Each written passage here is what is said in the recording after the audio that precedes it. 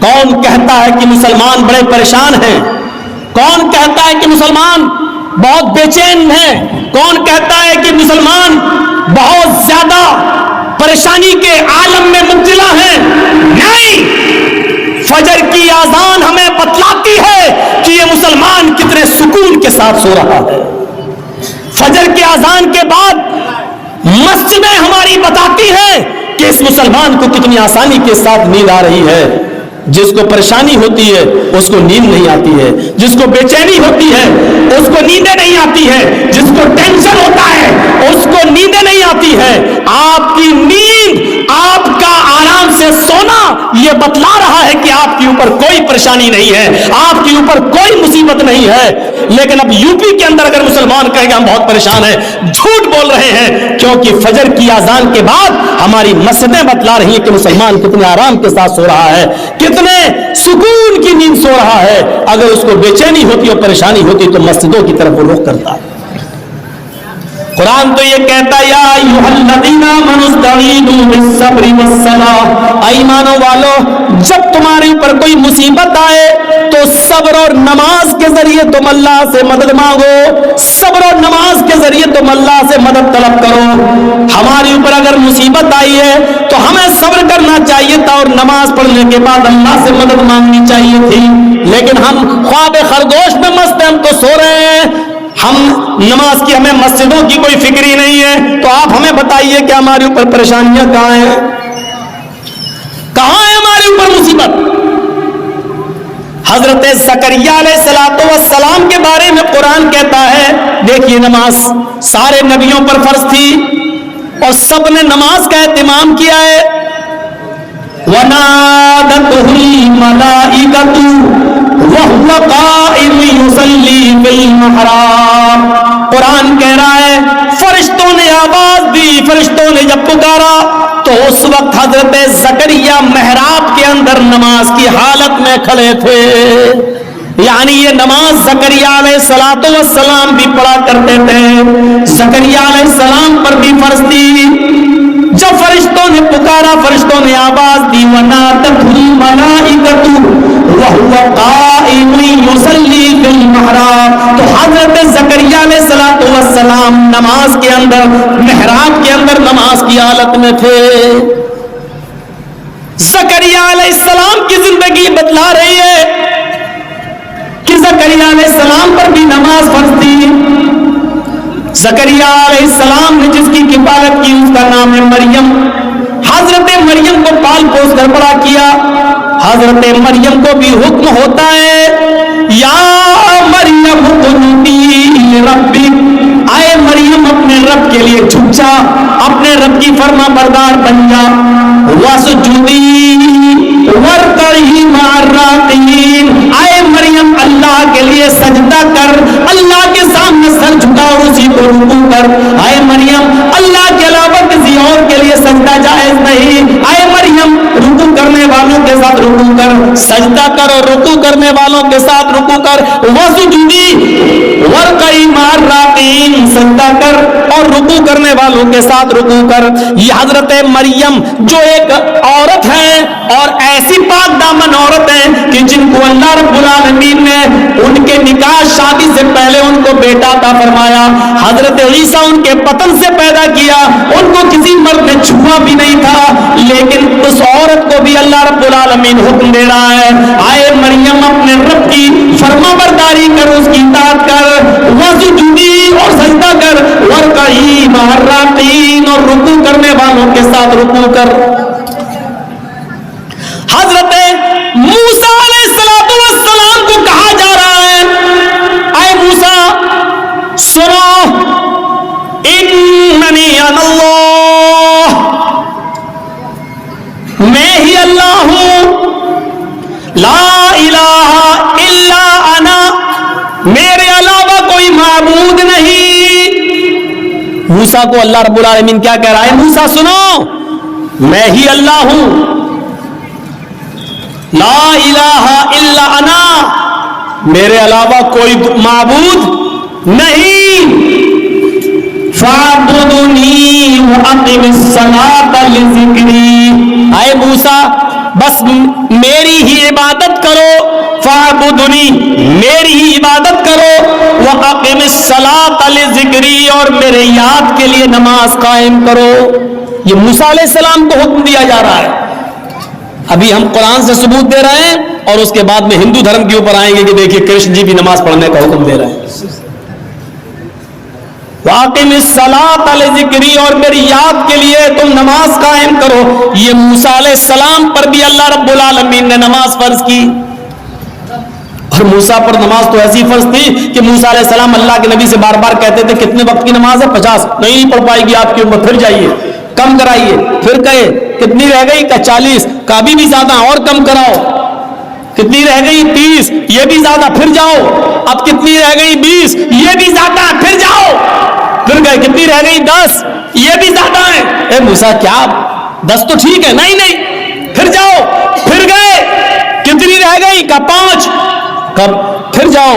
میری امت 2 وقت کی نماز نہیں پڑھ پائی، آپ کی امت 5 وقت کی کیسے پڑھے گی؟ اللہ کے نبی فرماتے اب نہیں جاؤں گا۔ کیوں؟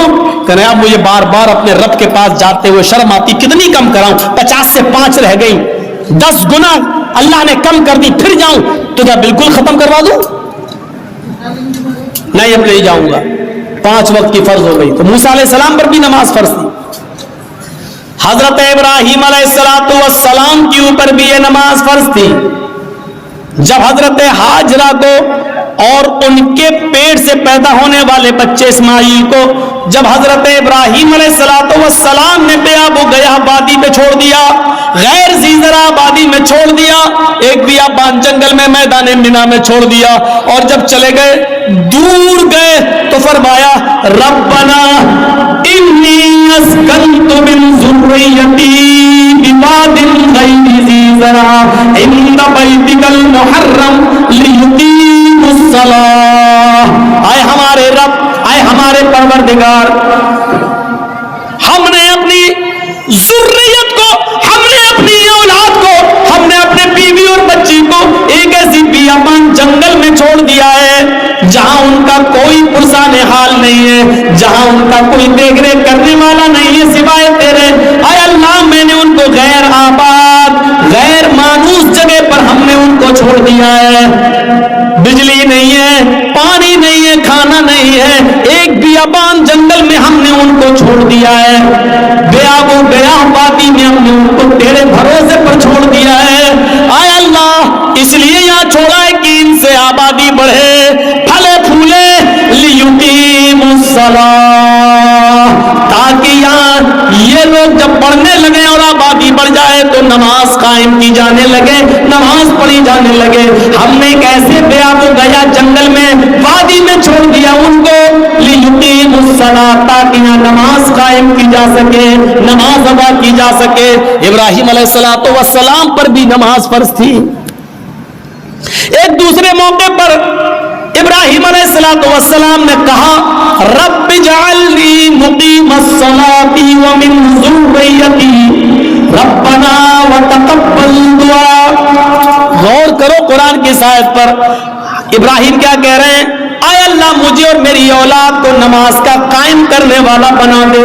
رب اجعلنی مقیم الصلاۃ ومن ذریتی، اے اللہ مجھے اور میری ذریت کو، میرے بیوی بچوں کو، میری اولاد کو مقیم الصلاۃ، نماز کا قائم کرنے والا، نماز کا پڑھنے والا بنا دے، نماز کا پڑھنے والا بنا دے۔ ربنا وتقبل دعا، اے اللہ تو ہماری اس دعا کو قبول فرما لے، اے اللہ ہمیں اور ہماری اولاد کو نمازی بنا دے، نماز کا قائم کرنے والا بنا دے۔ اس سے پتہ چلتا ہے کہ نماز ہر نبی پر فرض تھی۔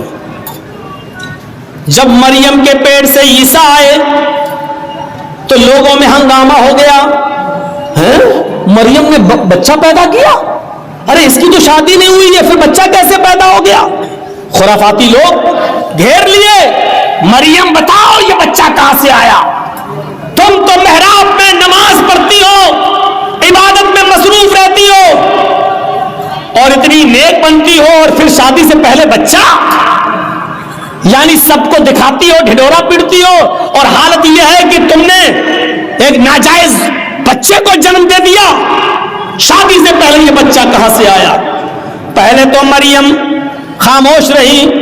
جب لوگوں کے تانے وہ سن نہ سکی. بڑے بڑے کمنٹ, بڑے بڑے گندے کمنٹ بھی آتے ہیں نا, کیچڑ اچھالا جاتا ہے نا, اور یہ تو سامنے دکھ رہا ہے کہ مریم کی شادی نہیں ہوئی ہے. پھر بچہ کہاں سے؟ جب مریم اس کمنٹ کو سن نہیں سکی اور لوگوں کے باتیں اور تانے جب برداشت نہ کر سکی تو اشارہ کر دیا اس بچے سے پوچھ لو. مجھ سے کیا پوچھتے ہو, اس سے پوچھ لو کہ تیرا باپ کون ہے, وہ خود ہی بتا دے گا. جاؤ جاؤ. جب مریم نے اس بچے کی طرف اشارہ کیا, قرآن کیا کہتا ہے؟ جب لوگوں سے کہا اس بچے کی طرف جاؤ تو لوگوں نے کہا کیف نکلم من کان فی المہد صبیا. اے مریم, تو مجھے اس کے پاس بھیج رہی ہے جو پالنے میں جھول رہا ہے, جو گہوارے میں کھیل رہا ہے, جو ایک چھوٹا سا بچہ ہے, وہ کیا بولے گا؟ کیف نکلم, ہم کیسے اس سے بات چیت کریں جو گہوارے میں پڑا ہوا ہے, جو پالنے کے اندر پڑا ہوا ہے, جو جھول رہا ہے, جو کھیل رہا ہے, حالانکہ وہ ابھی چھوٹا سا دودھ پیتا بچہ ہے. وہ ہم سے کیسے بات کرے گا؟ ہم اس سے کیسے گفتگو کریں؟ وہ ہمیں کیا جواب دے گا؟ جواب تو تمہیں دینا ہے. تم بتاؤ کہ یہ بچہ کہاں سے آیا؟ کیف نکلم من کان, کیف نکلم من کان فی المہد صبیا. اے مریم, اس بچے کے پاس کیا بھیجتی ہے؟ وہ تو پالنے میں جھول رہا ہے, وہ تو چھوٹا سا بچہ ہے, وہ ہماری بات کا کیا جواب دے گا؟ ابھی اتنا کہا ہی تھا قوم کے لوگوں نے, اتنے میں وہ بچہ یعنی عیسیٰ علیہ السلام اسی جھولے سے آواز دیتے ہیں, اسی پالنے سے, گہوارے سے بولتے ہیں انی عبد اللہ اتانی الکتاب وجعلنی نبیا وجعلنی مبارکا اینما کنت وأوصانی بالصلاة والزکاة ما دمت حیا. عیسیٰ علیہ السلام جو ابھی دودھ پیتے ہیں اپنی ماں کا, وہ بچہ جواب دے رہا, دودھ پیتا بچہ عیسیٰ, وہ جواب دے رہا ہے آئے میری قوم کے لوگوں, آئے میری ماں پر کیچڑ اچھالنے والوں, انی عبد اللہ, میں اللہ کا بندہ ہوں, میرا باپ نہیں ہے, یہ میری ماں ہے, میں اللہ کا بندہ ہوں. وہ عطانی الکتاب, اللہ نے مجھے کتاب عطا فرمائی ہے, یعنی انجیل دی. آگے بڑے ہو کر جب نبی بنیں گے تو دے گا. عطانی الکتاب, اللہ نے مجھے کتاب عطا فرمائی. وجعلنی نبیا, اور اللہ نے مجھے نبی بنایا ہے. بچہ بول رہا ہے وجعلنی نبیا, اس نے مجھے نبی بنایا ہے. وجعلنی مبارکا اینما کنت, اور مجھے بڑا مبارک بنایا ہے جہاں میں ہوں, یعنی جہاں جہاں میں جاؤں ہر جگہ برکت ہی برکت ہوگی. وجعلنی مبارکا اینما کنت, میں جہاں جہاں ہوں وہاں اللہ نے برکتوں کے دروازے کھول دیے. اور اس کے بعد جو جملے کہے وہ سنیے, وأوصانی بالصلاة والزکاة ما دمت حیا, اور اس اللہ نے مجھے حکم دیا کہ جب تک میں زندہ رہوں نماز قائم کرتا رہوں اور زکات ادا کرتا رہوں. اوصانی بالصلاة والزکاة ما دمت حیا, مجھے نماز کا اور زکات کا حکم دیا جب تک میں زندہ رہوں. زندگی جس نے دی اس نے زندگی کے گزارنے کے اصول بتائے ہیں. یہ نماز زکریا بھی پڑھا کرتے تھے, یہ نماز مریم بھی پڑھا کرتی تھی, یہ نماز موسیٰ بھی پڑھا کرتے تھے, یہ نماز ابراہیم بھی پڑھا کرتے تھے, یہ نماز عیسیٰ علیہ السلام بھی پڑھا کرتے تھے. اور جتنے بھی نبی اس دنیا میں آئے ہر نبی کے اوپر یہ نماز فرض تھی. اس لیے شریمد بھاگوت گیتا کا 6واں ادھیائے اٹھاؤ اور اس کا 10واں منتر پڑھو. یوگی جیت ستتماتمانم رہاسیستی تھا ایکاکی اچتاتمان راشیر پرگرہ. جب تم ایشور کی پوجا کرنے کے لیے کھڑے ہو, ہے ارجن, کرشن جی کہہ رہے ہے ارجن, جب تم ایشور کی اللہ کی عبادت پوجا کرنے کے لیے کھڑے ہو تو پورے شریر کی ایکسرسائز, پورے شریر کا یوگ ہو جائے. کھڑے بھی ہو جاؤ, جھک بھی جاؤ, سجدہ بھی کر لو. ایک ایک اللہ کے سامنے کھڑے ہو جانا، ستتماتمانم بالکل سیدھے، یچتاتما اور اپنی آتما کو اپنے دل کو ایک اللہ کی طرف ہی لگانا، ادھر ادھر مت دیکھنا، ہردیا نما سینے پر ہاتھ رکھ لینا اور سر کو نیچے جھکا لینا، نما سر جھکا لینا یعنی سجدے کی جگہ پر. یہ کیا ہے؟ اور پورے شریر کی ایکسرسائز،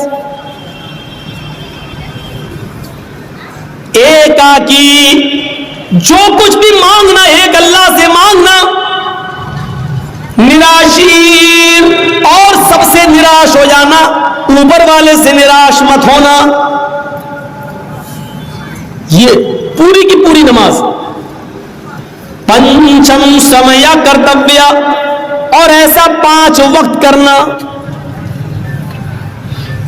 مرگچرم ہرن کی کھال بچھا لینا. اگر پاک زمین پوتر دھرتی نہ ملے، پوتر دھرتی نہ ملے یعنی زمین پاک نہ ہو تو مرگ مانی ہرن اور چرم مانی چمڑا، ہرن کا چمڑا یعنی ہرن کی کھال بچھا کر اس پر نماز پڑھ لینا.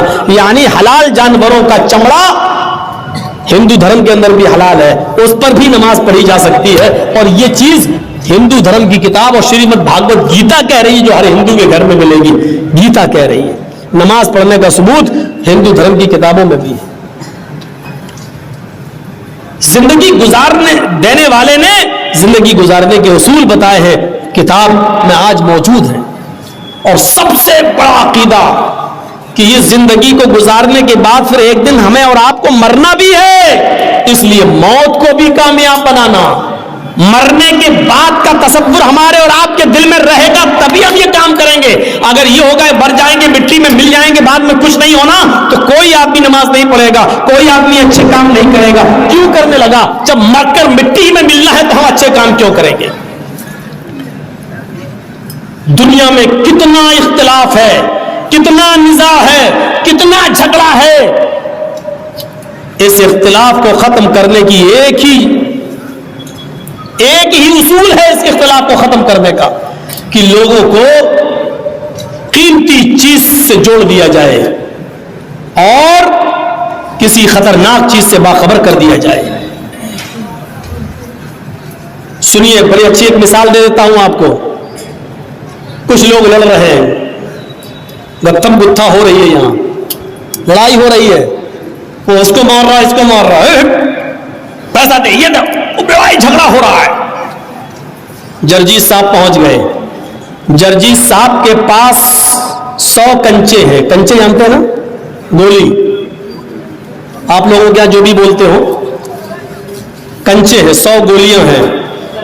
جرجیت صاحب نے کہا کہ سنو، یہ میرے پاس 100 گولیاں ہیں، ان میں ایک ریڈ کلر کی گولی ہے، ایک ریڈ کلر کا کنچا ہے. میں ان 100 گولیوں کو ہوا میں اچھال رہا ہوں، زمین پر گرے گا، لیکن ریڈ کلر کی گولی پر 1,00,000 روپے کا انعام ہے. جس کو ریڈ کلر کی گولی مل جائے گی وہ ہم سے 1,00,000 روپے لے جائے گا.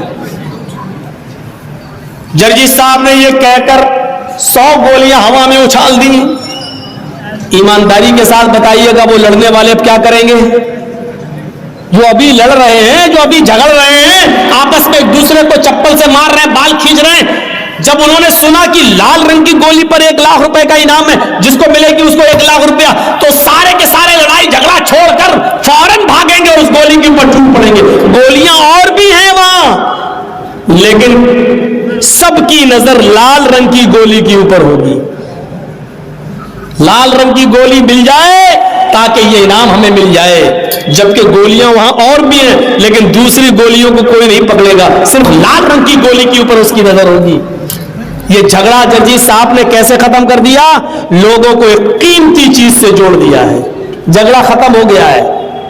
جو لوگ ابھی لڑ رہے ہیں، ہم تم سے دولت میں آگے نکل جائیں، تم ہم سے دولت میں آگے نکل رہے ہو، آپس میں جھگڑا کر رہے ہیں، ان کو ایک قیمتی چیز سے جوڑ دو، ان کو حصول جنت سے جوڑ دو، ان کو جنت کی طرف لگا دو، ان کو بتاؤ کہ یہ کرو گے تو یہ ہوگا، جنت میں یہ نعمتیں ہیں، ان نعمتوں کے حصول کے لیے آپ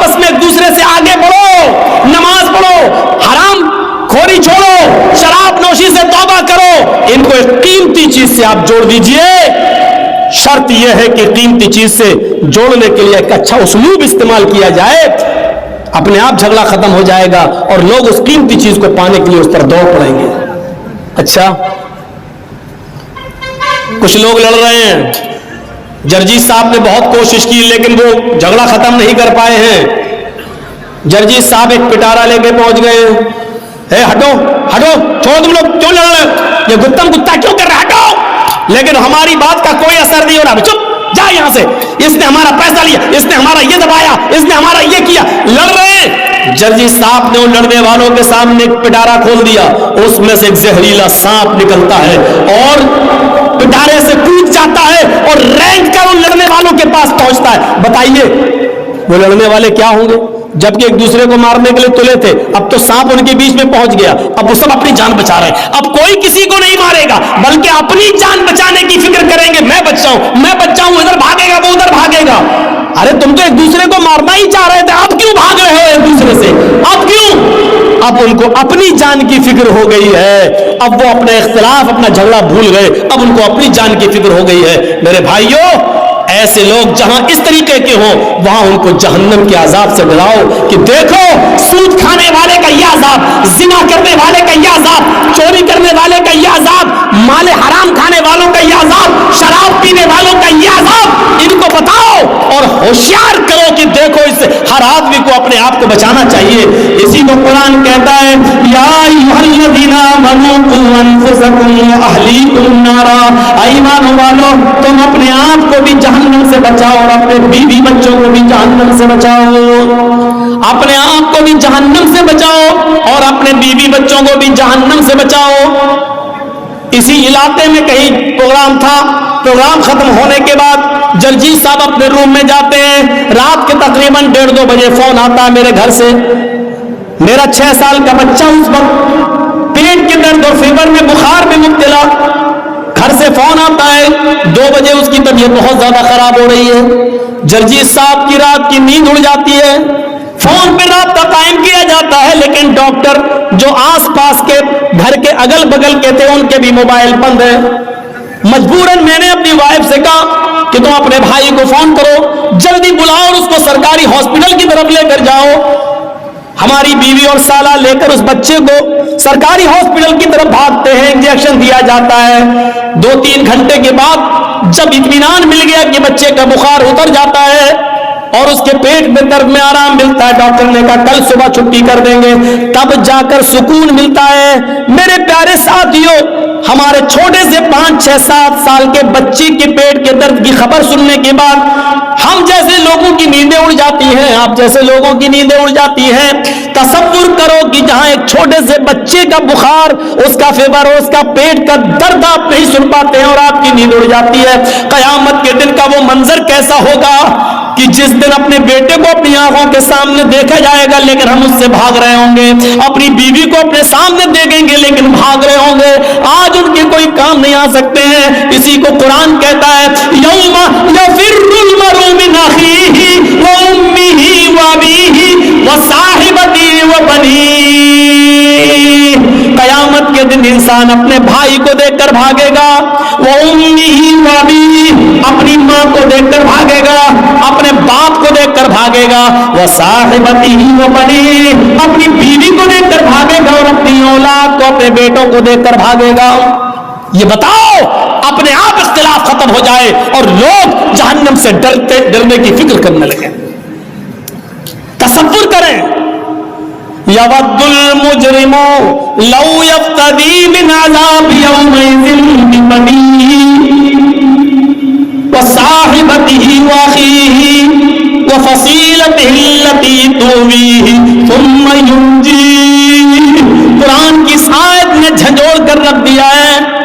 اس دن کیسا ہوگا کہ جب انسان جہنم کا عذاب اپنی آنکھوں سے دیکھے گا, جو اپنے بیٹے کے فیور اور پیٹ کے درد کی خبر سننا بھی گوارا نہیں کرتا دنیا میں, قیامت کے دن وہ چیخ چیخ کر کہے گا مجرم, لو یود المجرم لو یفتدی من عذاب یومئذ ببنیہ, چیخ چیخ کر کہے گا اللہ میں اپنے بیٹے کو دے رہا ہوں, یہ میرا بیٹا ہے, تو اس کو جہنم میں ڈال دے. منظر دیکھیے آپ، کتنا خطرناک عذاب. اس بچے کو، اس بیٹے کو جہنم میں ڈال دے. وہ صاحبتی، اپنی بیوی کو لے کر آئے گا، اللہ میں بیوی کو فدیے میں دے رہا ہوں، اس کو جہنم میں ڈال دے. وہ اخیہ، اپنے بھائی کو لے کر آئے گا، آئے اللہ دنیا میں میرا اور اس کا خون کا رشتہ ایک، میری ماں ایک، میرا باپ ایک، یہ میرا بھائی، لیکن آج تو اس کو لے لے. وہ فصیلتہ التی تؤویہ، پورا خاندان ایک طرف، اللہ یہ میرا چچا ہے، یہ میرا پاپا، یہ کاکا ہے، یہ نانا ہے، یہ دادا ہے، یہ میرا قبیلہ، یہ میرا کنبہ ہے، تو سب لے لے، ان کو جہنم میں ڈال دے. ثم ینجی، لیکن اسے بچا لے، مجھے تو جنت میں ڈال دے، ان سب کو جہنم میں پھینک دے. کیسے انسان دوبارہ کرے گا؟ اپنی اولاد کو اپنے ہاتھ سے اللہ کو دے گا، لے اللہ اس کو جہنم میں ڈال دے لیکن مجھے نہیں.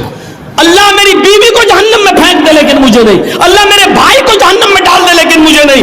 اللہ میرے خاندان کو جہنم میں ڈال دے لیکن مجھے نجات دے دے، میں نہیں جانا چاہتا. تصور کیجیے آپ، یہاں بیٹا جل رہا ہے، آگ لگ جائے گھر میں، بیٹا جل رہا ہے، باپ کسی بھی قیمت پر دروازہ توڑے گا اور اپنے بچے کو بچانے کی فکر کرے گا کہ اسی طرح بچا لے. اگر ہم جلتے جل جائیں لیکن میرا بیٹا بچ جائے. دنیا کی آگ میں اپنے آپ کو چھلانگ لگا لیتے ہو اپنے بچے کو بچانے کے لیے، لیکن قیامت کے دن جہنم کی آگ کتنی تیز ہوگی، ایک بار دیکھو گے تو اپنے بیٹے کو ڈالنا گوارا کر لو گے، اپنے آپ کو نہیں. اپنی بیوی کو، اپنے بھائی کو ڈالنا گوارا کر لو گے لیکن اپنے آپ کو نہیں.